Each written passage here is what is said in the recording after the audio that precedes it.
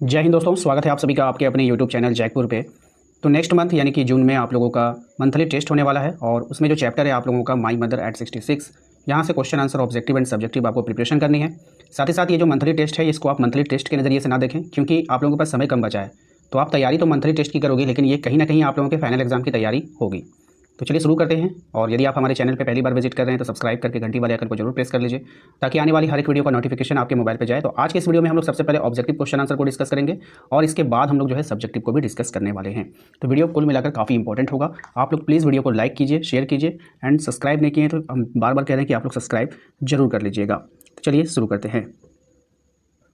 अब आपसे कहा गया है कि the given extract is taken from the poem. अब यहाँ पर देखिए, ये जो आपको यहाँ पे थोड़ा सा जो दिया गया था, कविता का एक छोटा सा टुकड़ा है, अंश है।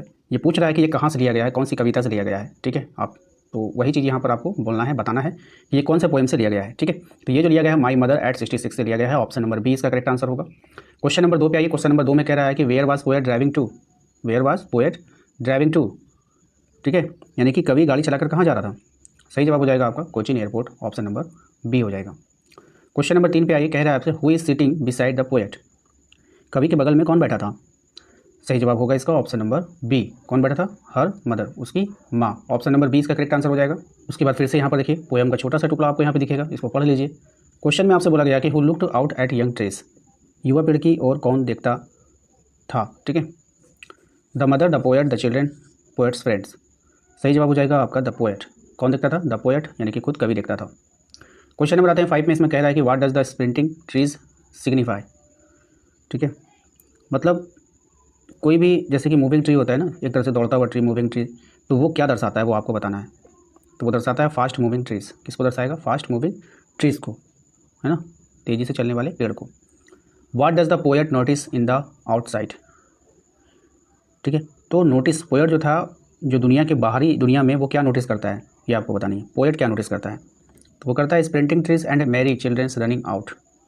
क्या करता है, वो अनुभव करता है दौड़ते हुए पेड़ और दौड़ते हुए प्रसन्न बच्चों को। ठीक है, चलिए इसके बाद फिर से यहाँ पर आपको एक छोटा सा टुकड़ा मिलेगा, इसको भी पढ़ना है और फिर आंसर करना है। क्वेश्चन नंबर 7 में कहा गया है कि the narrator compared her mother to. The narrator compare her mother to.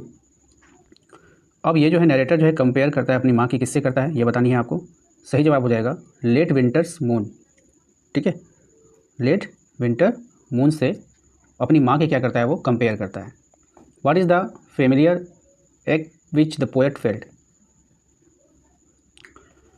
कवि को कौन सा जो फेमिलियर जो होता है ना, पारिवारिक तकलीफ़, पीड़ा महसूस होती है, वो बतानी है आपको।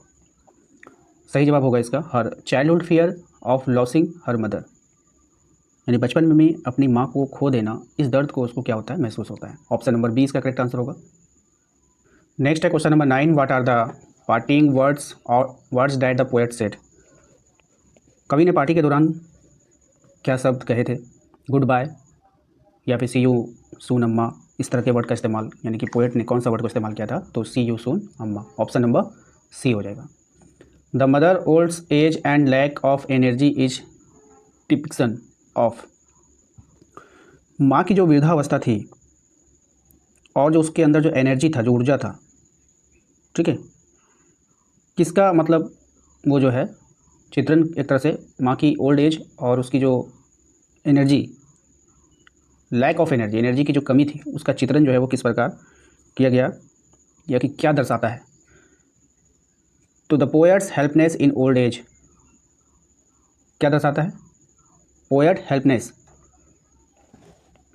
इन ओल्ड एज, यानी कि पोएट की बुढ़ापे में जो लाचारी है वो दर्शाता है।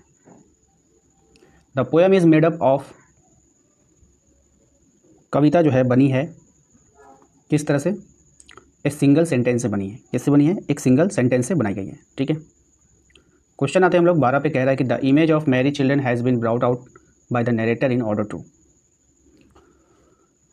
कह रहा है कि जो पोएट है उसने चिल्ड्रन की जो इमेज है, जो छवि है, ठीक है, उसको दर्शाने के लिए किस तरह, मतलब कथावाचक जो था वो बच्चों का, जो चिल्ड्रन था ना, children has been brought out to the narrator order image of merry children. ठीक है, यानी बच्चों का जो प्रसन्नता जो होती है ना, उस बच्चों का छवि इमेज को दर्शाने के लिए जो इमेज लाया, इसके पीछे उसका उद्देश्य क्या था, ये आपको बतानी है। तो इसका सही जवाब हो जाएगा आपका option number A, show energy and experience of young children.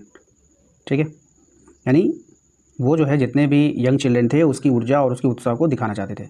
ठीक है, the narrator is only using her smile to. तो the narrator is only using her smile to. अब आपको बतानी है कि जो नरेटर है वो अपनी मुस्कान का इस्तेमाल किस लिए कर रही थी, है ना, किस लिए किया, ये आपको बताना है। सही जवाब हो जाएगा कवर अप हर पेन, यानी कि अपनी तकलीफ़ को छिपाने के लिए, cover up her pain. Smile and smile and smile is, क्या है बाबू, smile and smile and smile is. तो इसका जो आंसर हो जाएगा वो हो जाएगा एलिट्रेशन। क्या हो जाएगा, एलिट्रेशन। ठीक है, इसको बोलते हैं अनुप्रास। Children spelling out is an. ठीक है, बच्चों बाहर फैल रहे हैं एक, क्या हो सकता है, स्माइल, मेटाफोर, पर्सनिफिकेशन, रिपीटेशन। तो इसका सही जवाब होगा ऑप्शन नंबर बी, मेटाफोर। ठीक है, ऑप्शन नंबर बी इसका करेक्ट आंसर होगा। क्वेश्चन नंबर आते हैं हम लोग 16 पे। क्वेश्चन नंबर 16 में कहा गया है कि trees sprinting is a poetic device it is. तो पेड़ दौड़ रहे हैं, ये एक काव्य मुक्ति है, ये क्या है ना, पेड़ तो दौड़ता नहीं है, तो ये है क्या, तो ये एक पर्सनिफिकेशन है। ठीक है, इसको मानवीकरण बोलते हैं, यानी कि खुद से गढ़ना बोलते हैं, अपने इंसान खुद से कहानी गढ़ लेता है, वही गढ़ना हुआ। ठीक है, क्वेश्चन नंबर आते 17 में कह रहा है what do running trees signify. दौड़ते हुए पेड़ क्या दर्शाते हैं, आपको बतानी है। सही जवाब हो जाएगा इसका fast moving change in human life childhood to old age, यानी कि दौड़ते हुए पेड़ ये दर्शाते हैं कि बच्चे ह्यूमन लाइफ को, इंसानों के जीवन को कैसे वो चाइल्ड से ओल्ड एज की ओर बढ़ते हैं, यानी बचपन से बुढ़ापे की ओर बढ़ते हैं। नेक्स्ट है आपका कि what did the poet realise with pain. ठीक है, कवि ने दर्द से क्या महसूस किया, तो कवि ने महसूस किया her mother appearance like a crop. तो उसने दर्द में महसूस किया था अपनी माँ के एक शव के जैसा दिखना। ठीक है, इस तरह से उसने महसूस किया था। What do the parting word see you soon amma signify. विदाई के शब्द जो थे उसके जल्द ही मिलेंगे अम्मा का क्या अर्थ निकलता है, इसका मतलब आपको बतानी है। सही जवाब हो जाएगा इसका option number B, her optimistic farewell full of cheerfulness. ठीक है, यानी कि उसकी आशावादी विदाई प्रसन्नता से भरी हुई थी, ये उसका मतलब निकलता था इस वाली लाइन का। नेक्स्ट है आपका whose house the poet was living. Poet कहाँ रहने जा रहा था, ये आपको बतानी है। सही जवाब हो जाएगा इसका हर पेरेंट्स हाउस। ठीक है, उसके माता पिता के घर जा रहा था। नेक्स्ट है what does the expression smile smile and smile signify. मुस्कुराहट और मुस्कुराहट का क्या अर्थ यहाँ पे निकलता है।